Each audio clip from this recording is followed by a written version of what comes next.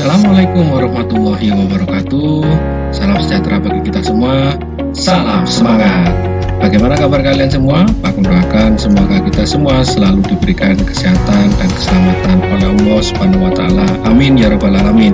Anak-anak kelas 5 yang hebat, pada kesempatan kali ini Pak Agung akan menjelaskan tentang pembelajaran kelas 5, tema 3, subtema 2, pembelajaran 1. Sebelum kita mulai pembelajaran ini, marilah kita berdoa terlebih dahulu menurut keyakinan kita masing-masing. Berdoa dimulai. Selesai. Pemetaan kompetensi dasar tema 3, subtema 2, pembelajaran ke-1 terdiri dari IPA dan Bahasa Indonesia. Tujuan pembelajaran kita kali ini adalah yang pertama, dengan dipandu melalui WA dan video pembelajaran, siswa dapat mengamati iklan media elektronik serta ciri-ciri bahasa iklan elektronik. 2. Dengan dipandu melalui WA dan video pembelajaran serta mencermati teks bacaan dan membuat poster, siswa dapat menjelaskan macam-macam gangguan pada organ pencernaan. Baik anak-anak, apakah kalian sudah siap untuk menerima materi hari ini? Jika kalian sudah siap, mari anak-anak kita saksikan penjelasan Pak Agung berikut ini.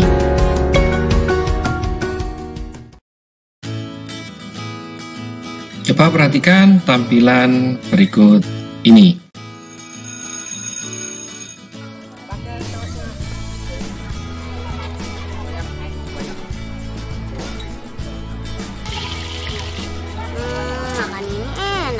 Itu lebih enak. Tunggu dulu. Diare no. Awas ada kuman. Diare no. Jangan makan sembarangan. Nanti sakit perut. Keluar masuk kamar mandi kamu pun cemberut. Main pun tak bebas lagi. Diare no. Awas ada kuman. Diare no. Sembarangan diare no. Ayo cegah diare dengan tidak makan makanan sembarangan. Diare no. Iklan layanan masyarakat ini dipersembahkan oleh Broadcast Polimedia. Masih ingatkah kamu dengan pengertian dari iklan? Ya betul, iklan adalah suatu pemberitahuan yang ditujukan kepada khalayak yang berisi barang atau jasa atau kegiatan yang ditawarkan. Apa perbedaan iklan dengan poster? Iklan adalah teks yang mendorong atau membujuk khalayak agar tertarik pada barang dan jasa yang ditawarkan, seperti mempromosikan kursi baru, mobil, handphone, serta jasa seperti kantor pos, tempat usaha, dan ide yang harus dibayar oleh sebuah sponsor. Sedangkan untuk poster adalah karya seni atau desain grafis yang memuat komposisi gambar dan huruf di atas kertas berukuran besar, biasanya di pinggir jalan. Masih ingatkah kamu dengan iklan yang bertema gaya hidup sehat? Iklan tersebut merupakan iklan media cetak. Berdasarkan jenisnya, iklan terbagi menjadi dua, yaitu iklan media cetak dan iklan media elektronik. Untuk lebih jelasnya, mari anak-anak kalian perhatikan dan bacalah percakapan berikut ini dengan cermat. Dayu berkata, "Semalam aku melihat iklan tentang obat sakit perut baru untuk anak-anak di televisi loh." Udin menjawab, "Wah, sudah ada iklan baru lagi. Sepertinya itu produk baru ya." Kemudian Dayu menanggapi, "Betul, iklan itu menarik karena iklannya dibuat seperti film." Kemudian Lani juga menanggapi, "Ternyata media iklan itu bermacam-macam ya. Kalau kamu suka iklan di media cetak seperti di koran dan majalah atau media elektronik." Kemudian Udin menanggapi juga, "Kalau aku lebih suka media elektronik karena gambarnya dapat bergerak dan ada suaranya, jadi lebih seru." Kemudian Lani menjawab, "Kalau aku suka kedua-duanya. Sekalipun iklan di media elektronik memang terdengar lebih seru, tapi iklan di media cetak juga banyak yang bagus. Gambar-gambar yang digunakan memiliki warna yang cerah dan kalimat iklannya juga bagus-bagus." Dari percakapan tadi, tuliskan perbedaan antara iklan media cetak dan iklan media elektronik. Samakan pendapatmu dengan pendapat temanmu. Apabila kamu menemukan pendapat yang berbeda, lengkapi pendapatmu dengan pendapat temanmu. Perbedaan iklan media cetak dan iklan media elektronik. Nah, coba perhatikan anak-anak, di sini iklan media cetak. Yang pertama, perbedaan melalui proses percetakan. Yang kedua, isi pesan tercetak dapat dibaca di mana dan kapan saja. Yang ketiga, isi pesan dapat dibaca berulang-ulang. Yang keempat, hanya menyajikan peristiwa atau pendapat yang telah terjadi. Yang nomor 5, tidak dapat menyajikan pendapat narasumber secara langsung atau audio. Nomor 6, makna berkala dibatasi oleh hari, minggu, dan bulan. Ketujuh, bahasa yang digunakan cenderung formal. Yang kedelapan, kalimat dapat panjang dan terperinci. Nah, sekarang perbedaan iklan media elektronik adalah sebagai berikut. Yaitu yang pertama melalui proses pemancaran atau transmisi. Yang kedua, isi pesan dapat berupa gambar dan audio. Yang ketiga, mampu menyajikan peristiwa atau pendapat yang telah ataupun sedang terjadi. Yang keempat, dapat menyajikan pendapat atau audio narasumber secara langsung atau orisinal. Yang kelima, makna berkala dibatasi oleh detik, menit, dan jam. Yang keenam, bahasa yang digunakan formal dan non-formal atau yang disebut dengan bahasa tutur. Yang ketujuh, kalimat singkat, padat, sederhana, dan jelas. Contoh iklan di sini adalah contoh iklan pil sakit perut. Nah, iklan di samping adalah iklan untuk obat sakit perut. Media yang cocok untuk iklan di samping adalah media elektronik atau televisi. Alasannya karena menarik dan bisa dibuat seperti film. Coba perhatikan iklan sakit perut PSP berikut ini. Makan gak bener, bikin perut gak bener. Gak bawa PSP, ya. Untuk gangguan perut karena bakteri, makanan pedas, asam dan gas, segera atasi dengan minum PSP dalam satu saset pil-pil kecil alami. Atasi penyebab sakit perut hingga ke pelosok. Bagi ngomong yang benar. Bagi beli. Perut nggak bener, pilih yang bener PSP. Perhatikan di sini ada iklan anak-anak. Di sini ada iklan Gidi Honey. Nah, di sini ada tulisan tumbuh tinggi dan cerdas. Iklan di samping adalah iklan vitamin anak. Kemudian media yang cocok untuk iklan di samping adalah media elektronik atau televisi. Alasannya karena menarik dan bisa dibuat seperti film. Nah, ini contoh iklan yang kedua. Berikutnya di sini ada contoh iklan yang ketiga. Di sini ada kalimat iklannya. Jaga diri dan keluarga Anda dari virus corona dengan germas. Gerakan masyarakat hidup sehat. Nah, iklan di samping adalah iklan layanan masyarakat tentang COVID-19. Media yang cocok untuk iklan di samping adalah media cetak dan elektronik atau televisi. Alasannya, media cetak karena menarik dan bisa dipajang di tempat-tempat keramaian. Kemudian alasan media elektronik karena menarik dan bisa dibuat seperti film.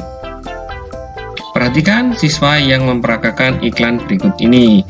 Kemudian berikan tanggapan dan buatlah kesimpulannya. Selamat menyaksikan dan berikan tanggapannya serta kesimpulan.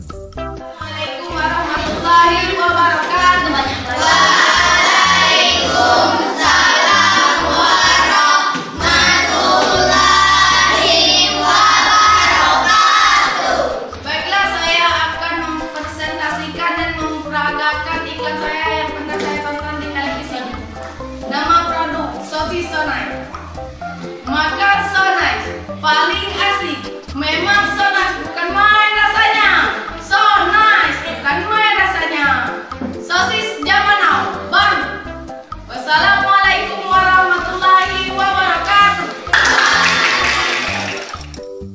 Nah, bagaimana tayangan tadi? Bagus bukan? Nah, kalau sudah menyaksikan, sekarang kalian tinggal memberikan tanggapan serta kesimpulannya. Selamat mencoba. Pernahkah kalian mengalami perut melilit dan mual seperti gambar di samping? Jika pernah mengalami, berarti ada gangguan pada sistem pencernaan atau organ pencernaanmu. Nah, perhatikan anak-anak, di sini ada bacaannya. Siang itu, siswa-siswi kelas 5 sedang beristirahat di depan kelas. Perhatikan percakapan mereka. Lani, aduh perutku sakit. Kemudian Dayu menjawab, wah, kenapa Lan? Dan Lani juga menjawab, sepertinya mahku kambuh. Kemudian Dayu, kemarin mahku juga kambuh Lan, dokterku memberikan obat mah seperti yang ada di iklan televisi. Bahkan ada obat mah yang memiliki aneka rasa. Mungkin kamu pernah meminumnya. Lani menanggapi, oh ya, aku jadi teringat, ternyata aku memiliki obat mah yang kamu maksud itu di dalam tasku, Yu. Terima kasih atas perhatiannya ya. Lani, lalu apa kata doktermu waktu itu, Dayu? Apa yang menyebabkan mah itu kambuh? Masih ingat cerita Dayu dengan mahnya? Coba kamu ulas kembali penyebab seseorang dapat terserang mah. Pada anak-anak yang mudah memproduksi gas pada lambungnya memiliki pantangan makanan. Misalnya, tidak boleh makan pedas dan asam. Mereka harus banyak makan sayur dan buah, serta tidak boleh terlalu banyak makan mie instan. Oleh sebab itu, anak-anak perlu terus diingatkan untuk selalu menjaga apa yang mereka makan. Sakit mah dapat disebabkan oleh beberapa faktor, diantaranya adalah faktor gaya hidup tidak sehat seperti merokok, terlalu banyak mengkonsumsi kafein, alkohol, dan minuman bersoda, makan terlalu cepat dan terlalu banyak mengkonsumsi makanan pedas, berlemak, atau berminyak, stres.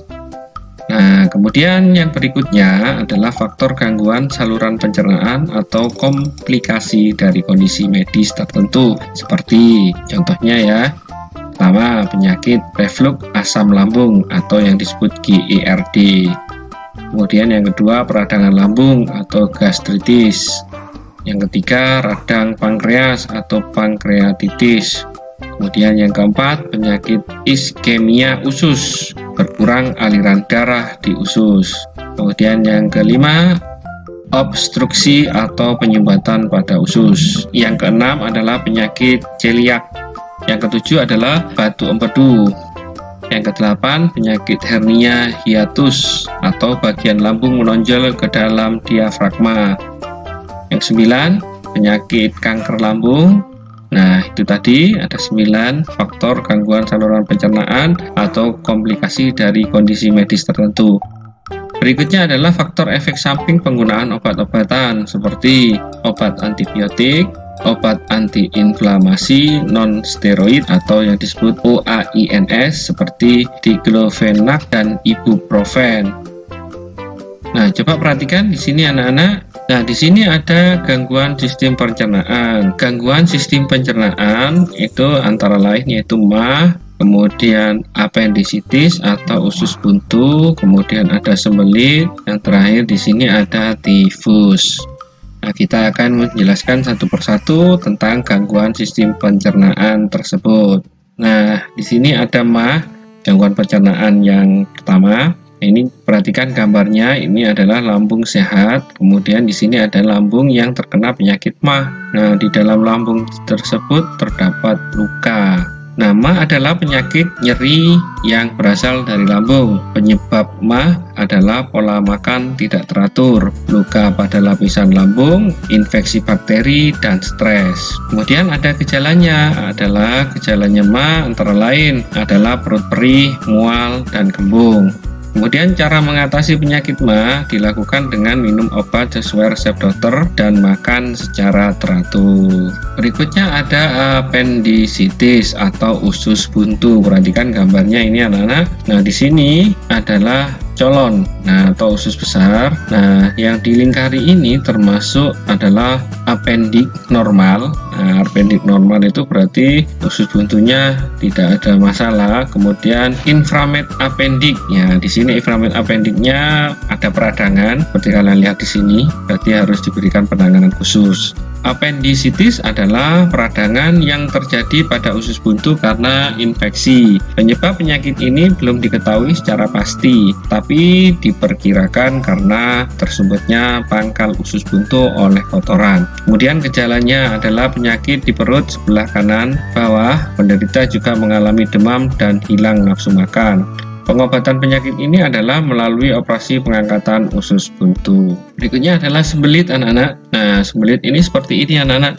Nah, di dalam usus besar maupun usus halusnya, untuk yang normal di dalam usus air diserap tubuh. Kalau yang di sini terlalu banyak air dalam rongga usus sehingga sulit untuk diserap. Sembelit atau konstipasi adalah penyakit sulit buang air besar. Penyebabnya adalah kurang mengkonsumsi makanan berserat dan pola makan yang kurang baik. Gejalanya adalah sakit perut, perasa tidak tuntas setelah buang air besar, feses keras dan menggumpal.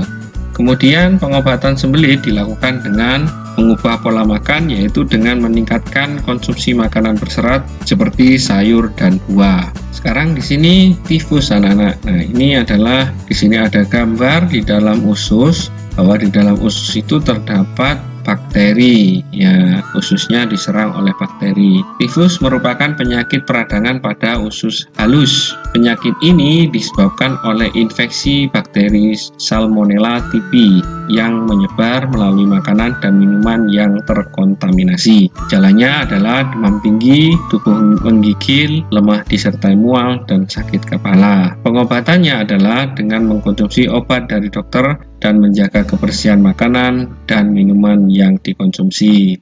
Cara memelihara organ pencernaan. Yang pertama, mengkonsumsi makanan bergizi seimbang. Yang kedua, membiasakan pola makan yang teratur. Yang ketiga, menjaga kebersihan makanan dan alat makan. Yang keempat, mengkonsumsi makanan yang mengandung banyak serat seperti buah dan sayur. Yang kelima, mencuci bahan makanan sebelum dimasak. Ya, perhatikan anak-anak apa yang dimaksud dengan poster. Nah, poster adalah karya seni atau desain grafis yang membuat komposisi gambar dan huruf di atas kertas berukuran besar, biasanya di pinggir jalan. Membuat poster. Isi poster tersebut harus sama dengan isi peta pikiran yang telah kamu buat sebelumnya. Namun, ukuran poster harus cukup besar. Perhatikan beberapa hal berikut. Judul poster. Judul harus dapat terbaca dari jarak minimal 2 meter dan menarik perhatian. Informasi disajikan dalam bentuk poin, tulisan harus rapi dan cukup besar agar terbaca dari jarak minimal 1 meter. Informasi terdiri atas keterangan mengenai topik pembahasan, penyebab gangguan, gejala dari gangguan, dan cara mengatasi gangguan tersebut.